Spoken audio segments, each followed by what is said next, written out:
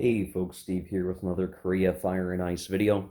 I apologize for my gap there. I know it seemed like I was hitting things pretty hard, getting a lot of videos out, and then it dropped off as it usually happens. Life just got really busy last week or so, and I just did not get any time away for myself to do any recording. So I'm going to try to do a little bit here, obviously, and you'll see hopefully a few turns worth of video here as we go through.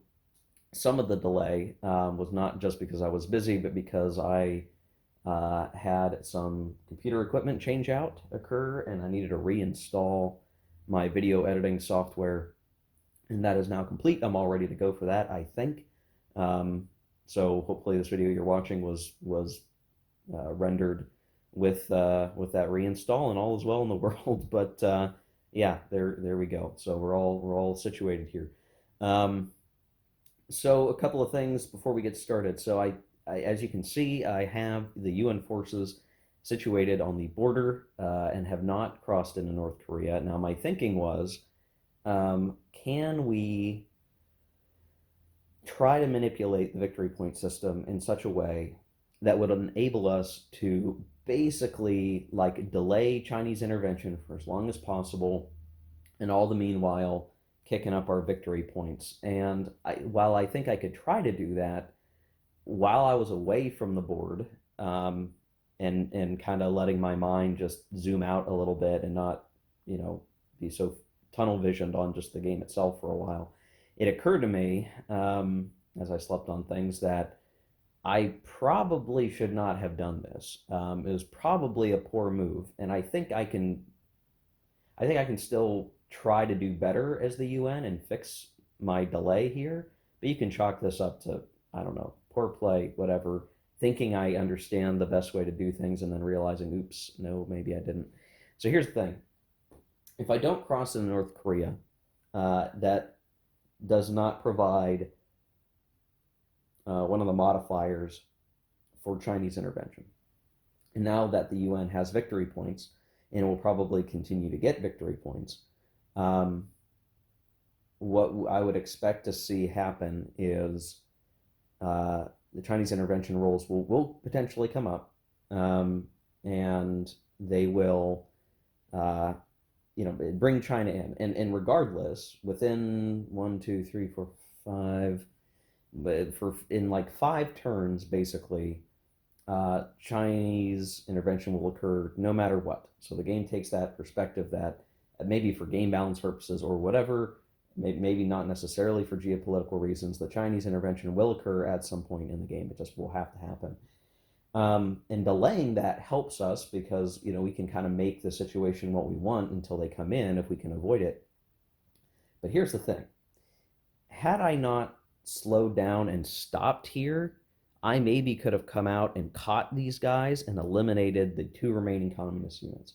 Had I done that, had I been able to do that, that would have helped me a lot, even crossing into North Korea. And the reason why is that when the communist player does strategic movement, they can only go far south as their furthest south unit.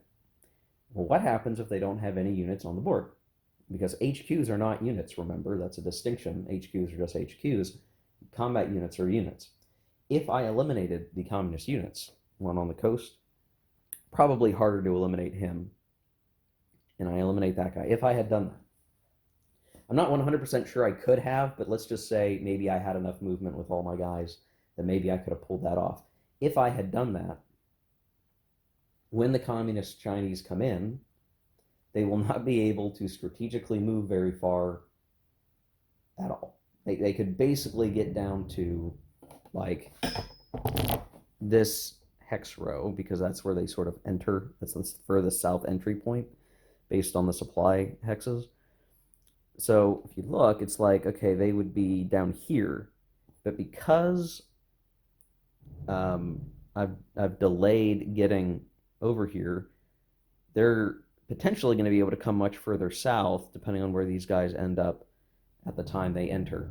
So I could force them to retreat still. I could push them back, but they're likely still going to be able to strategically move the units pretty far down south. And if we had somehow, slowed them down a little bit, having removed these units, then the UN player could be set up on this narrow band here and maybe be in better shape overall.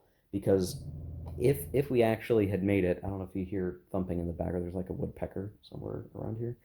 Um, uh, if we basically created a situation where, like, okay, let's eliminate these units, the communist Chinese come into the game, but they come in at best along here, and then, sorry for the glare, they strategically move up here. Even if they did do a movement, there's a strong possibility that they wouldn't be in a very good position to make use of the surprise attack, and that is what's really important, because that surprise attack is going to be what enables the communist player to really give the UN forces a black eye in the early part of that intervention, which then makes the forces a little more balanced in terms of who can do what and where.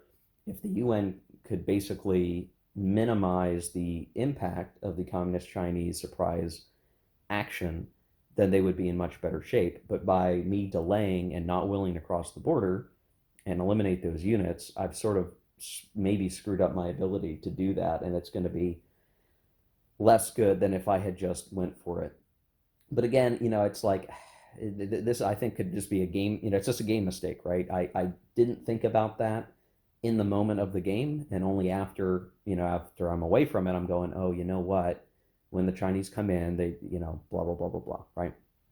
So, so the real question, before we get started into the rest of the stuff for this video is like, okay, well then what does the UN do now? Do they continue to hold at the border, or do they cross over? And do they cross over hoping to create a situation that works for them best, right? Pop some objectives into Pyongyang or what, right? We don't not really sure what the best move might be there for all of that, but it's something that we're trying to think through and consider. Either way, if we eliminate more units, then that's more units eliminated from the board, less that we'll have to fight later.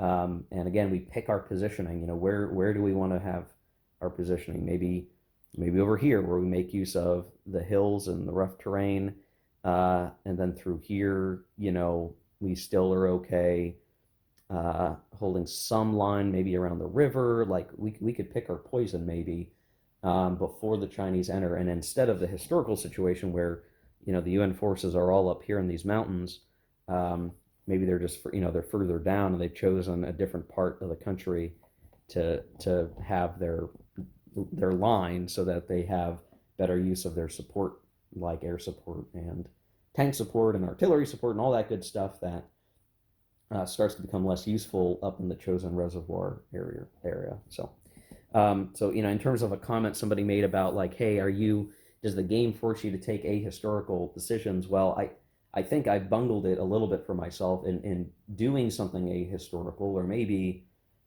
taking a pause before doing something historical, rather. Maybe that's the way to consider it. Because I didn't make a realization, and that's on me. That's not on the game. I think the game is incentivizing me to invade North Korea. There is a very real reason to do that in game terms. Some of that just having to do with the fact that Chinese intervention is going to happen no matter what. It's a matter of when, and probably in this game, it's very likely it's going to be late. Maybe it's going to be as late as possible, is what the UN would maybe hope for, so that they can get as many victory points as possible before they're actually contesting anything.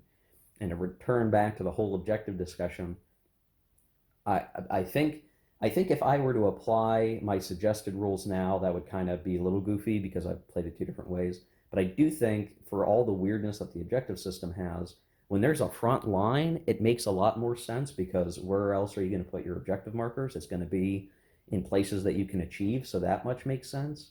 When the game is very fluid, like with the Incheon invasion, when the North Koreans invade South Korea, and really they're just trying to capture all the ports, so victory points maybe don't matter as much. When it's super duper fluid like that, the objective markers it's hard to figure out like what really actually makes sense to do.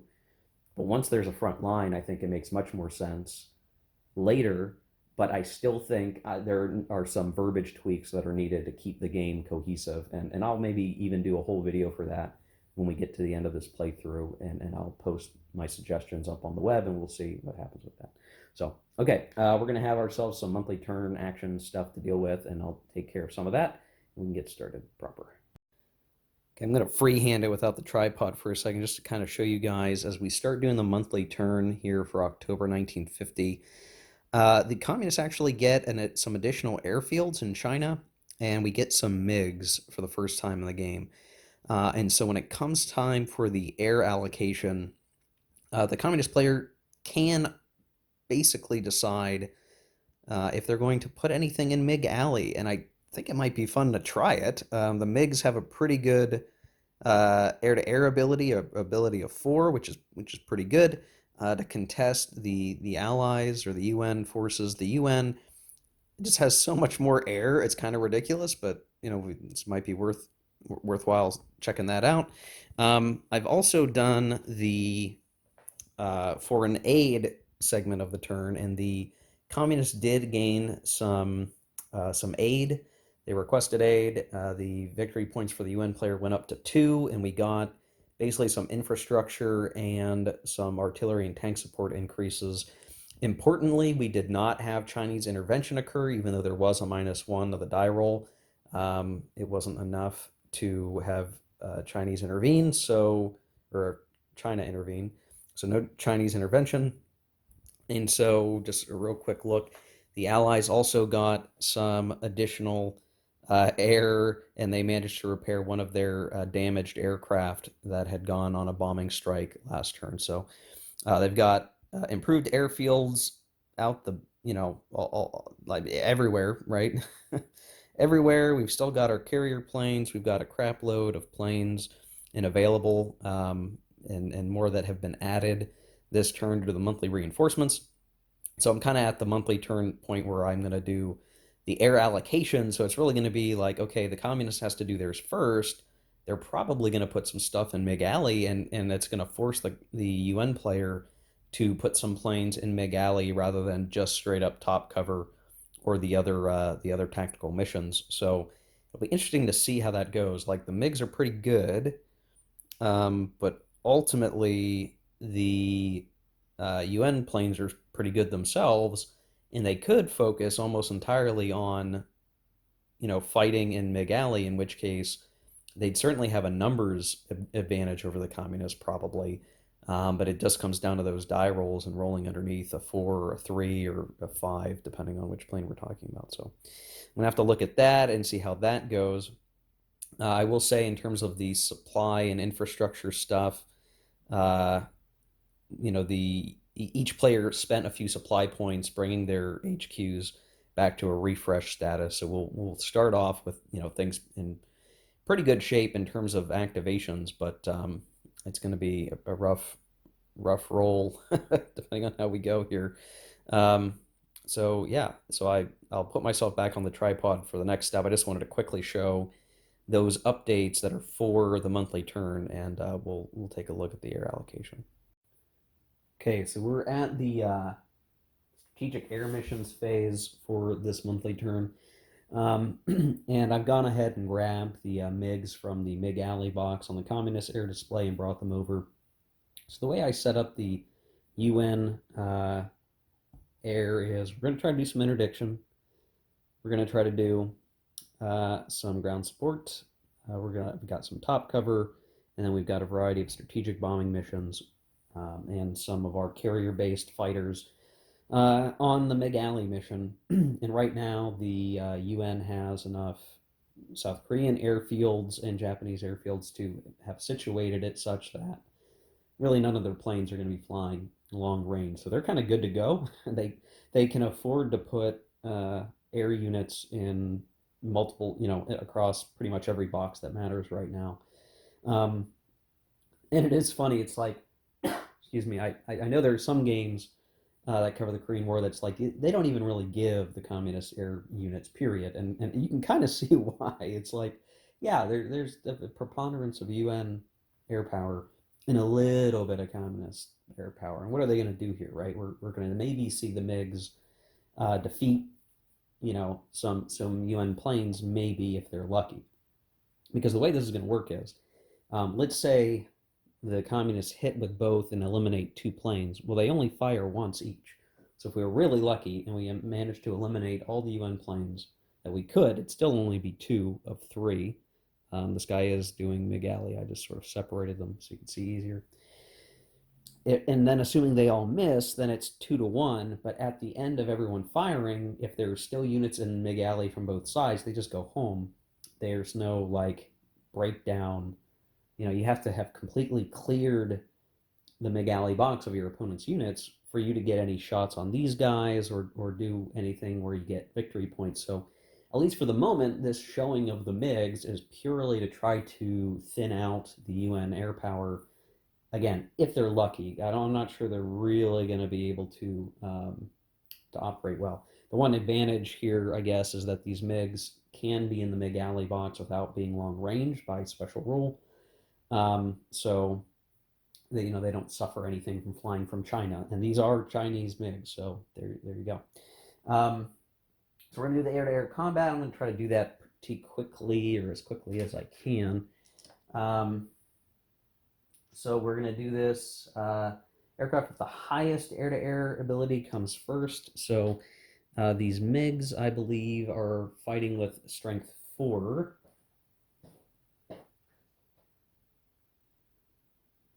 Yeah, MiG-15s have a 4 value. And then these guys here, these are all 4 value as well.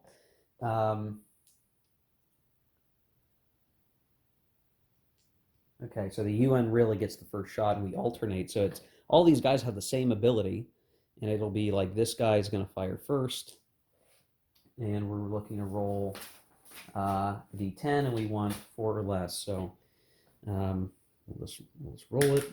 That is a hit. I rolled a 2, so this guy is damaged. We'll have this guy fire, and he missed, and then this UN misses, and then UN hits. All right, well, there you go.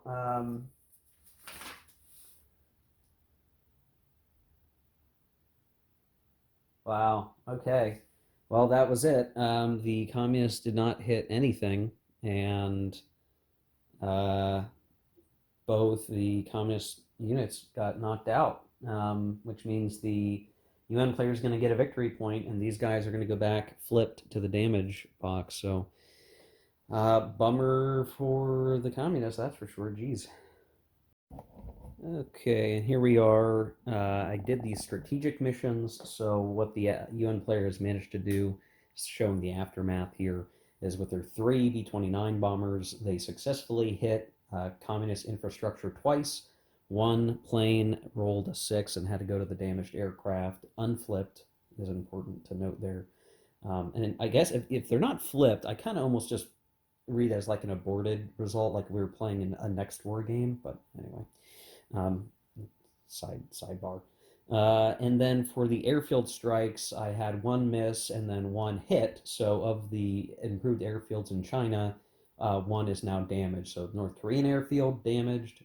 Of the 3 communist airfields, or I'm sorry, of the 3 Chinese airfields, 1 of them is now damaged. They still have 2 left, which is enough capacity for all their planes. But it does mean that the communist planes are continuing to fly long range. I should point out that the communists do have their damaged IL-10 plane doing ground support. It is unlikely we'll actually fly it at this rate, just due to how much stuff the UN still has in terms of tactical mission air power. So again, just goes to show UN air power is overwhelmingly good.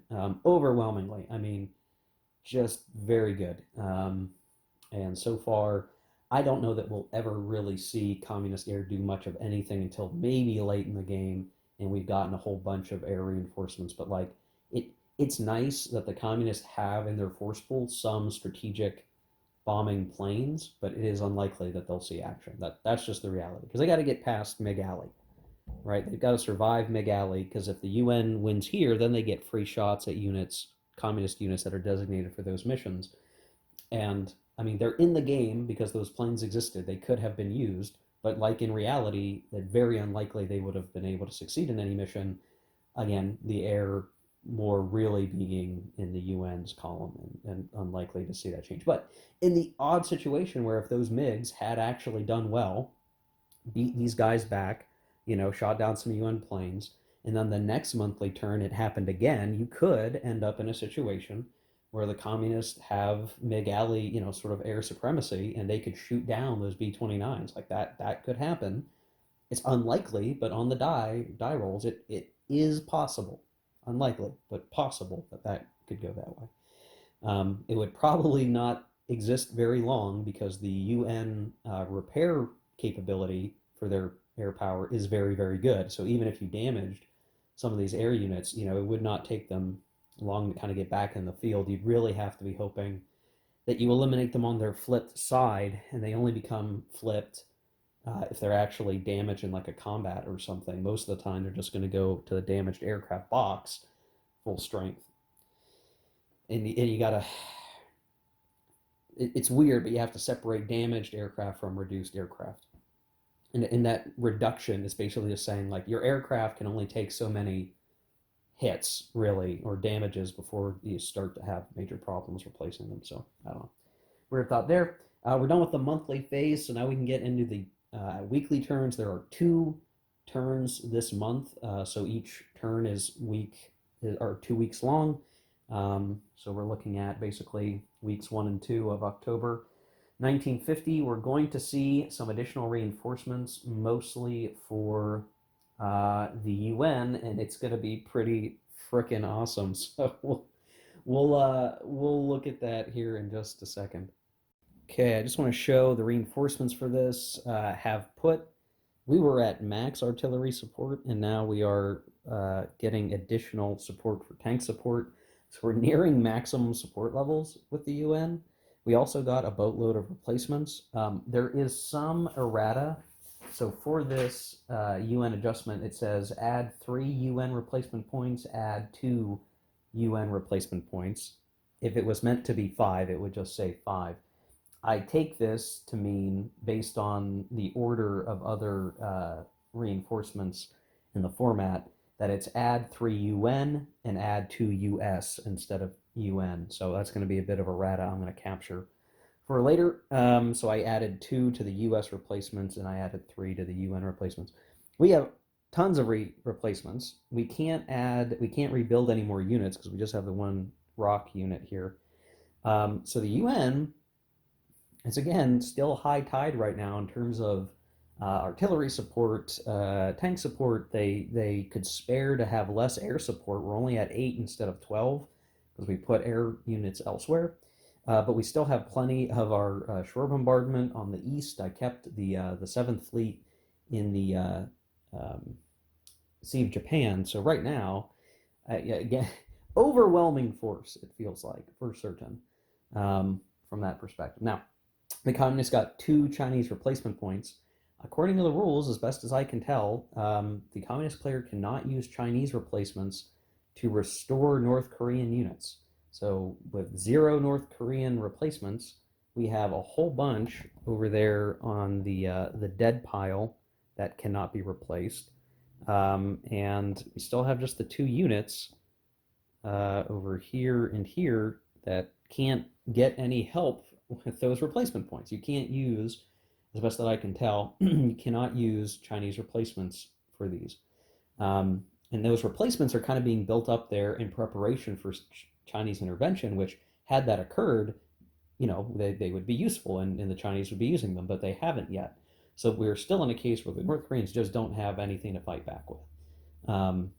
And I mean, in terms of history, I mean, we're not that far off the history, right? I mean, we may have done very well as the UN faction eliminating North Korean units, and the more we eliminated, the easier it got because we could more easily outflank the remaining units. So all things considered, it is still looking quite grim. The UN can still potentially pick up 9 revealed objective points on the board over time. So they're sitting at 3 victory points. You figure plus 9. That's like 12. They've got a couple that are still hidden in Seoul, so they could be maybe sitting closer to 15 on the board. They still need time to pick those victory points up, they're not quite at the point where we could easily see the path to 21 for automatic victory. So I think one of the things they have to keep in mind is, do they sit here at victory points, 1 to 4, and try to avoid picking up any extra victory points so that the foreign aid to North Korea is the worst as possible, and they slowly keep putting objective markers on the map that they can start picking them off. And at some point after winter, it would be when they start picking them off to keep the victory point track far and deep into the blue side through the rest of the game. That would be their goal, I think. That's like the grand strategy to pursue here. We still want to keep foreign aid from piling into North Korea. We want to keep the Soviets out. We want to keep the Chinese out as long as possible. But we do want to be well positioned by the time we reach the end of the active war phase and we adjudicate victory, right? We want to keep the victory point marker on the blue side. We want to have enough so that we can cushion some losses if we had to, but still be pretty far into the victory track. And we've got these nice bank of blue objective markers that have been taken, revealed, and they're good to go. So we'll kind of see how that plays out. I've already done the UN communication and refresh phase, so things are all tip-top and ready to go. For the communist strategic movement phase, we will probably see a major retreat back so that they don't get caught and destroyed. That's probably going to be what the communists do with their activation phase this turn. But I'll go ahead and take care of that, and we'll come back showing where they move to and what they're hoping to achieve. Okay, so here we are after the communist activation. So you can see we basically just pulled back to some logical place. In fact, we retreated north of Pyongyang, which you can see right there. Because really, I mean, there's no reason for us to take it.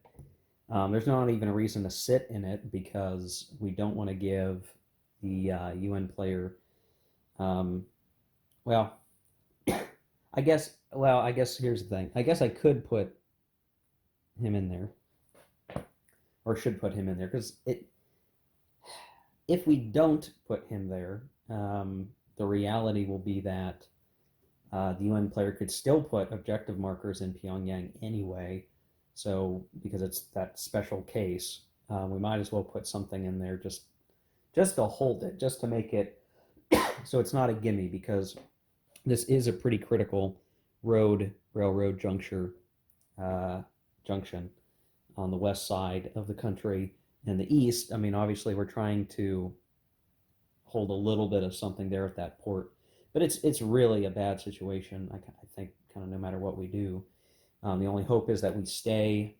We're trying to stay back. Trying to stay back as much as we really conceivably can, knowing that it won't take much for the UN player to advance up, right? That's sort of the reality we're stuck with. There's just not that many options for us to take at this point. So this was a combination of strategic movement and activation movement, where we're doing what we can. I really don't feel like there's many options that we have at all. And now we're going to kick it over to the UN side. And again, this sort of critical decision point of, are we going to cross the border? I kind of think we have to. I think we have to try, because otherwise we're giving up too much. We're allowing the Chinese to have too much capability to come down the continent and potentially catch us off guard. So it's like, can you do anything to make that surprise action as weak as possible? I think that's ultimately what the UN needs to be able to do. And to do that, they need to try to come into North Korea and hit them somehow. Not sure how that's going to go. So we usually have 2 turns to try to get up and eliminate the North Korean units so that the communists are as slowed down as possible. And maybe even the UN can pull back to South Korea if they really wanted to, or pick whatever defensive line they really want. So, yeah, now I will show the reinforcements. I don't think I showed them earlier. The Turks are here, Turkish unit, another Commonwealth unit, another HQ, and a Republic of Korea unit have come in. So we have plenty plenty of HQs to use, of UN variety and South Korean variety. We have additional units that can be used either to support the main advance or to hang back around Seoul and continue to pop objective markers. We really have some freedom in choosing how we operate this. I will say, as I'm looking at this, that like, boy, it sucks that I fouled up as the North Korean so badly that it feels this overwhelming. But I can definitely see why you might want to play the Chinese intervention scenario, because it gets past a lot of this like overwhelming force aspects of the war, where like, yeah, listen, the South Koreans are going to get beat up by the North Koreans. Almost no question. Yeah, the UN forces are going to beat up the North Koreans in isolation. That's to be expected. Maybe not as badly as I'm doing to myself in this game with the UN beating up the North Koreans this badly. But it's when the communists come in and there's more communist air and there's just a lot of Chinese units that come into the game. It's like, oh, now it's like we don't know what's going to happen or where things are going to end up. So I can definitely see why that scenario might ultimately be more interesting, or you might feel compelled to just play the communist or the Chinese intervention scenario, where the communists have some momentum, but not too much, and the UN player still has plenty of capability, and it's those two different sets of capabilities smashing into each other that you get to kind of that back and forth earlier, where the back and forth in the early part of the game is so wide and broad that it's I don't know, it's almost like, man, well, of course it's going to end up this way. The challenge is maybe trying to make it so that you do so well you win the game outright, but I think that is kind of hard to do. So I don't know, just some random thoughts. Okay, I'm going to go off camera and I'm going to try to figure out what the UN can do, what they're going to try to do this turn. We'll see what's what. The funny thing is, the game incentivizes me to stop short of Pyongyang and take it next turn after I've placed an objective marker. But there's really no point in me putting an objective marker in Pyongyang because I can just put it in Seoul. See how that works? Isn't that interesting? I'm going to try to fix that with my proposed errata. Okay. Let me go see what the UN can do. Okay, here we are after the end of the UN activations. We didn't do any combats, mostly because even with extended movement, the bonus movement we get if there aren't any enemies nearby, we still couldn't quite get everywhere. I mean, we had to travel down the road lines, and I wanted to make sure that we were set up for the next turn to activate and attack Pyongyang and everything else. So we couldn't quite catch those communists, and at this rate, we probably won't be able to at all. But I still think, excuse me, that we're I don't know. It's like I missed my opportunity when I decided to halt. I should not have halted at all. But now that I have halted and now I'm springing forward, it's kind of like the springing forward won't make a difference, and we still might get caught by the communist surprise. I don't know how to get around it. I don't know what else to do. But I think I'd rather be fighting up here than back here, so we have plenty of time to continue banking, continue banking victory points. So yeah, I mean, I think I'm gonna, yeah, I'm just gonna do this. I didn't really get a good look at the objective markers. Anyway, for the objective markers, the UN is placing another one in the Seoul occupied, not occupied, singularly communist controlled objective in Seoul that we purposefully never took so that we could place objective markers there. And the roadway issue really is not an issue for us. So we're going to continue to place objectives. I was going to reveal them, and I didn't really look at the counters, so maybe you can consider this cheating, but I rethought it. Without really knowing what they were, I added another objective marker to the pool. We're going to try to get more there. We just want as many as we can get, and then we'll start picking them off as we go. And then, yeah, you can see we've moved forward. I think that's all we can really say. It's not like the North Koreans can really do anything to hurt the UN at this point. The preponderance of force means that they really can't find anywhere that these guys could like snake around and try to be sneaky and cut off supply lines. Like that's just not going to happen. They've got nothing. So all they can do is kind of keep moving back, trying their best to stay out of the reach of the Allied players, and that's really it. They've got to secure all the towns and roads behind them, so the Allies are kind of navigating their way through and capturing what they can.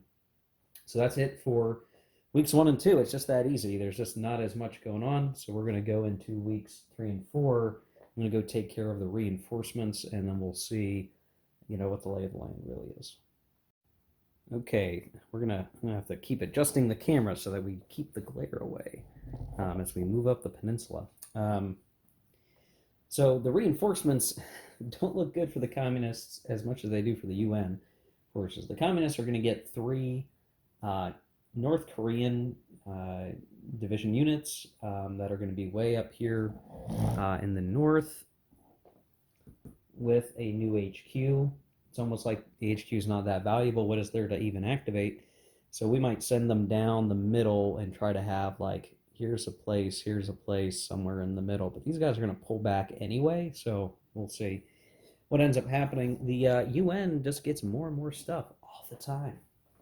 They got a Republic of Korea unit and yet another division, 3rd Infantry Division, the cadre and 3 more units. So they are really not hurting for units at the moment. They have quite a high number of units on the board, period. So many that I don't have enough supply to be activating everything. I had to leave a few guys behind down here just because I didn't want to keep refreshing all the HQs because we need some this turn, right? So it's like, man, maybe we're just too many units is a good thing. Or you can't have too much of a good thing. I don't know. So certainly going to be a challenge for the communists from here on out. We'll see what happens. I already did the UN refresh phase. So we're set up for the communists to do their action. Ultimately, I think we are likely just going to have units pull back out of Pyongyang, out of that port, continue to pull back, hopefully far enough that, well, I don't know. Far enough that we can do what we can do. I do think there's a logical stopping point for the Allies, and that is going to be along here. In some ways, I don't want to go into the mountains because that is where we will not have all our beautiful, wonderful support that we rely so much on to win all of our fights. So why go into the mountains if we can't take our goodies? We're just going to leave our units to get swarmed by Chinese soldiers, right? So we might go so far north and just say, nope, right here is plenty good for us. We're going to hang out down here. And if the communists want to come down and fight in the field, they can try to do that. That's what I'm thinking. I think is going to be how we operate. I'm not sure. As it comes up closer, we'll figure it out. So we'll do, we'll pull back the communists, and then again, we'll probably just have the UN go. So this might make for a pretty fast video where we just run it through very quickly. Yeah, Communist Strategic Movement, we can't activate very many units, so it's going to be pick where we're going to hold, move our units around, let the UN go, and that'll be it for another turn. So we'll see what happens here. Okay, here we are after the UN move. You can see very similar situation. Very similar situation. The communist units are just a hair out of reach, though the UN was able to make use of the bonus movement to really kind of move up front. There's a little bit of a traffic jam through here. The roads and rails, just there's not enough capacity to move everybody all the time all the way through. So we're over here. It's a little bit sparser. There's enough in place to kind of keep the communists from being able to do much. With 5 units on the board for the communists, they have something of a line. You can almost see it. You can almost see that line, but as soon as we actually have combat, those guys are going to get annihilated because they have no replacement points, and they're just going to give more victory points away, and it's just a pretty bad situation overall. Um, for uh, for those guys, I mean, there's just not much to say about it. But that brings us to the end of this turn. So we are going to enter uh, a new monthly turn in November of 1950. The Chinese intervention has not yet occurred, but maybe it will occur in the next turn. What's interesting as we go forward is that there is simply one weekly turn for the month of November. So we're going to hit that. We're going to reach the top of the I don't know what you want to look at that lowercase n shape or something. That's really wide. We're reaching the top there where we're going to have some really short turns that are winter turns, and that is going to pose a problem for the UN. The UN is going to suffer multiple penalties to how much supply they have to spend to refresh things.